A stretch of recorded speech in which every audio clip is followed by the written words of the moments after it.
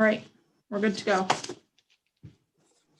Okay, so we've returned from an executive session where we discussed some litigation matters with counsel, but no actions were taken during that time. It was an update for discussion, and now we can jump back to our the rest of our agenda, which we cut off to go to because of the time frame that our council had. So we had just been discussing a deferment for the multiple contracts we have with Skewed Brewing. We wanted to dig into that a little bit more in terms of some numbers that because we do have both a lease property and equipment lease with them as well as a loan. So we had decided to table that to bring up more information. And so then the next item would be related to economic impact study on snowmobiling. Yes, so in the packet, we sent out a couple of proposals for a snowmobile economic impact study. This was another idea that came from our Winter Industry Roundtable event that we hosted in the fall at Osceola Ski and Sport. Essentially, the snowmobile clubs are very concerned about the future of the sport, given that there's constant trail closures. The industry is run off volunteers, landowners who, out of the kindness of their hearts, open up their land to the industry with no incentive or compensation. They're worried about, future funding and state and local government support. So a few partners came together to talk about doing this sort of study. And we received a couple of quotes. Essentially, what would happen is JCC, the Center for Community Studies, would do the data collection, which would include going out to like the snowmobile clubs and on the hill to survey sledders, and then also working with us and the snowmobile clubs to come up with creative ways to get the survey to their members and even locals who are involved in the industry. And then once the data collection is completed, they would then give all the data to Camoin 310. Camoin would then write the report. They do the economic impact analysis. They'd come up with really cool infographics for us. And essentially, the research of the study would help with a number of things. So just research and data to make informed decisions on investments, data to promote new business growth around the tourism industry, which would be very helpful for us. Convince landowners and communicate the importance of the trail system, but also it would help us to come up with recommendations on best practices and how to keep landowners involved and maybe how to incentivize them for being involved in the industry. And then recommendations for future development and industry growth. So the partners in this study include Tug Hill Commission, us, the Chamber as the tourism entity for Lewis County, Jefferson County IDA, and we are confirming Oswego and Oneida counties by the end of this week. So we are looking for a motion to approve our portion of the $20,500 cost for the study of $6,500. And then also a motion to approve entering into contracts with JCC as well as Camoin. We would kind of take the lead on the contracts and paying for the study up front and then get reimbursed essentially from our partners. Any questions or comments on that? My only question was related to the new counties potentially joining the partnership and if the cost would still be only split essentially 3 ways, or if there was if the request for the other counties to join also came with a financial commitment. Yes. Yep. They have a smaller financial commitment, but it's essentially because we want majority of the study to revolve around Lewis County. in knowing that they might, snowmobilers might hit Redfield. They're going into Boonville, they're going into Jefferson County, but in knowing that majority of the trail system is in Lewis County and revolves around Lewis County. So we decided that between us and the chamber and the Tug Hill Commission, we were the majority paying partners, with like Jefferson County and Oswego and Oneida kind of filling in that last 5,000, 6,000. Okay. That's fair, because and just to recognize it's not an equal partnership in the sense that the data is not equally distributed between the counties. Right. Yep. I think it's a great idea, because one of the things that we get the most complaints about in Turin is the trail system. There's a faction that wants to close the roads, and another faction that are gung-ho to snow sled. So, I mean, I think to have a study on this would be a really good idea. So. Yeah, and this has never been done. This sort of study has never been done in this area. And actually, the Farm Bureau of Western New York actually called Kristen at the chamber yesterday and asked if we had an economic impact study on snowmobiling and data that they could use. So we thought it was good timing. I agree with Tom, and do think that this is a really valuable investment in our community. The one question I have is, how are we, or who is going to be the lead agency to take this information? Like, what does that workflow look like coming out of the study? Does this then go to the legislators? Does this, who takes that role, and what does that look like? Yeah, I think, well, we are definitely the lead agency with like leading the study and bringing the partners together.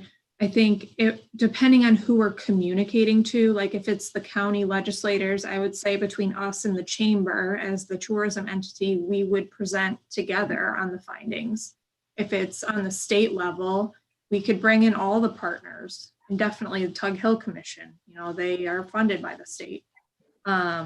I guess it depends on who we're communicating to, but I think about we need to really communicate the impact to our local communities. Like Tom was saying, there's so many people who don't realize the impact of just the sales tax, and even like the amount of people that own camps and the property taxes in the area, and how snowmobiling has a big impact on that.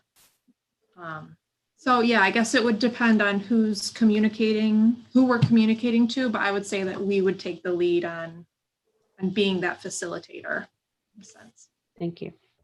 Yep. Any other questions? Yeah. The only thing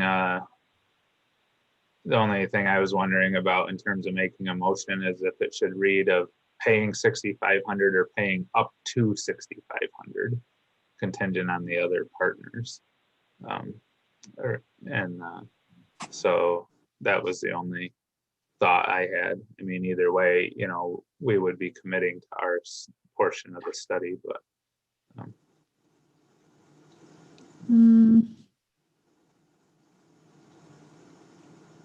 Would think either or. I don't know. I think up to covers it, both of them, wouldn't it? Yeah. So do we have a motion? I would make that motion. Darlene, second was Tom, I believe. Yep. Any discussion? All right, all in favor? Aye. I All right, motion carries. Thank you. So finally, just a few discussion items to wrap up, and so I don't know if it was Cheyenne or Brittany was gonna go there, but. Yep. we're gonna have Shai just get into a little bit more of what we didn't cover on our budget. Again, next month, we have to approve our 2021-22 budget. We'll have Shai get into that a little bit more. Shai, I don't know if we wanna share your screen or not. You're on mute. I think everybody has the budget documents in their packet. I don't know if we want to share that or not. And as we said, we did go through it at our budget meeting just a little bit. We kind of ran out of time to dig too deeply in it. So the one document, and I'm trying to get there. The one that says Lewis County IDA Budget Workshop at the top, that's in your packet, the 2021-22 budget proposal. That kind of breaks down our revenue sources and then our expenditures.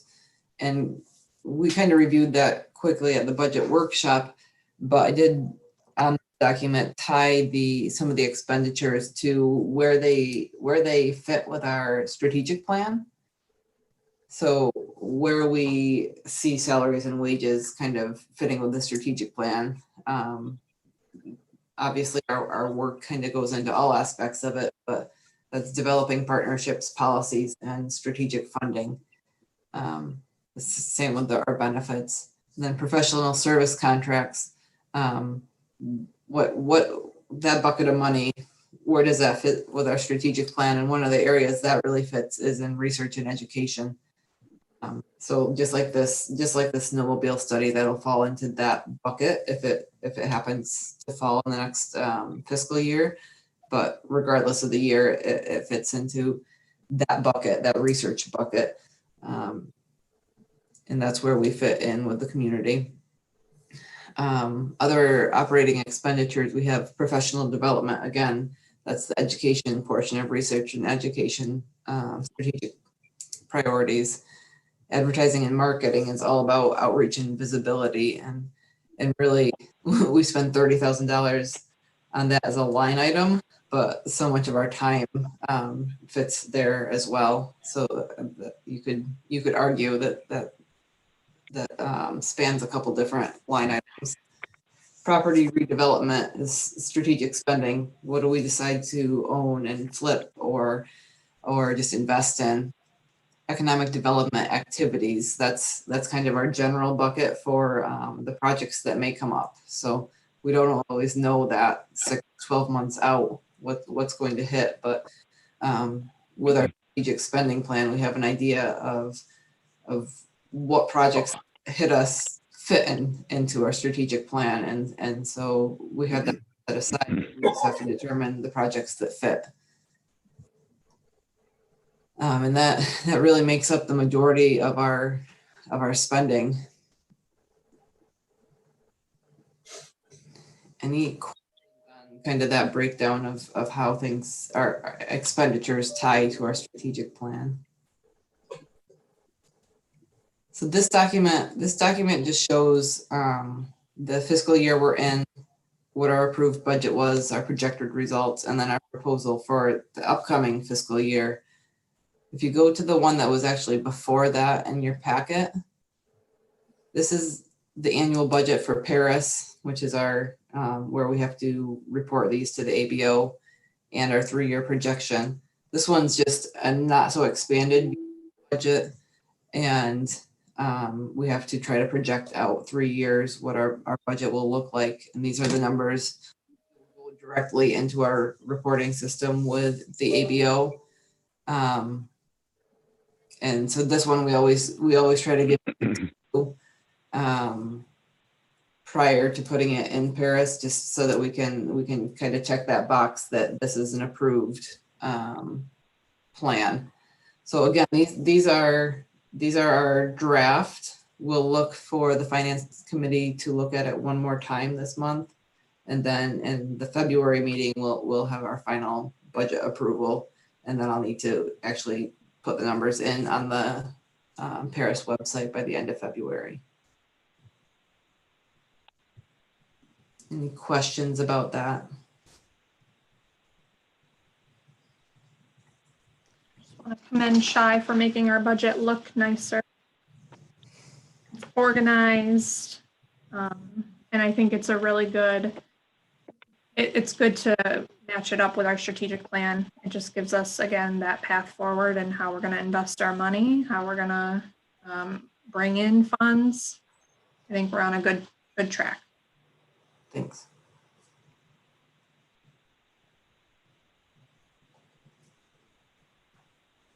Yeah, thank you for that.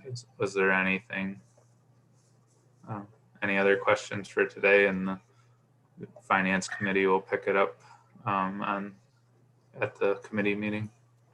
Yeah, and definitely open to anybody who wants to, if you have individual questions or want to stop in and understand further, wide open to that. Thank you. If there's no other questions there, then we'd move on to the last item here, which is some paperwork that as board members we have to update annually. Yeah, so in your packet, you received the acknowledgement of fiduciary duties. We just need everyone to read through that, sign it, and if you could scan it and send it, email that back to us, that would be great. Shy, when do we need to submit these by? We typically submit them every February or every January. So as long as I have them by the end of the month. And just a note, I know we talked about it as we were going through all of our policies last year. There is a statement on that one about conflict of interest. So make sure you especially read that part and ensure that you don't have any conflicts of interest as you're signing. And this started on page 30 of the packet. So if you're able to print them off at home or work or whatever and get them. If anyone has issues with printing, let us know. Yeah, you can in the office and we'll print one for you. And then the second document, it's in paper form right now. It's basically an evaluation of the board performance.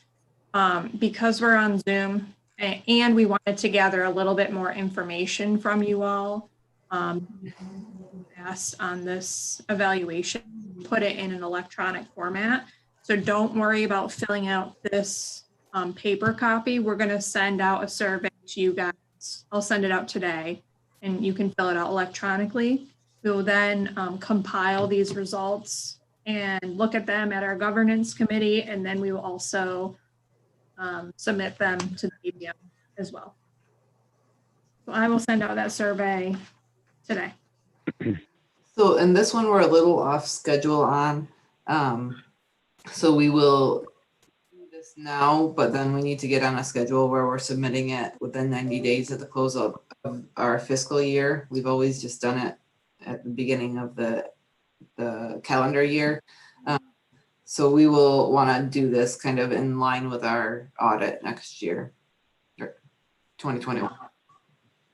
And Mackenzie, I'll talk with you separately about what to fill out on that survey, just because this is your first board meeting. That's good. Any questions on these forms? Get those back to us as soon as possible. Another survey to look out for is on times for the board meeting and probably committee meetings too. We've, over the time as we get new board members and stuff, we've tended to reevaluate what's the best time for people to meet to try to get the best attendance that we can, recognizing everyone has busy and diverse schedules. So be on the lookout for that too.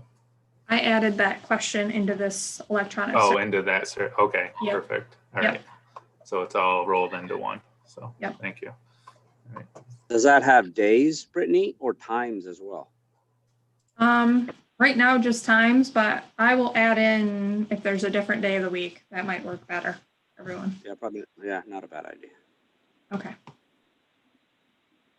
All right. I think that's all we got. All right, so with that, if there's no other discussion, I'd look for a motion to end the meeting. I move we Sure. adjourn. Tom, do we have a second? Sure. Cogan? And any discussion? I would just say, just again, draw your attention to the bottom of the agenda with the dates, the dates for upcoming committee meetings in the February board meeting. And with that, we'll take a vote. All in